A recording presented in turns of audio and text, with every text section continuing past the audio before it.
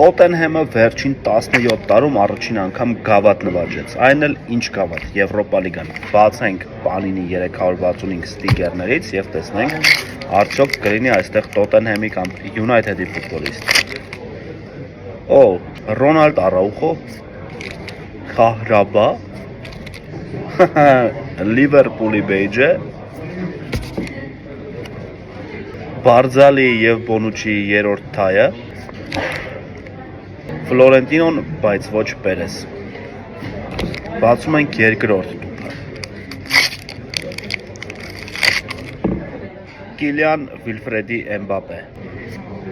Բարսելոնայի տարբերանշանը։ Իրար հետ տնած ոնց իրար չեն կերել։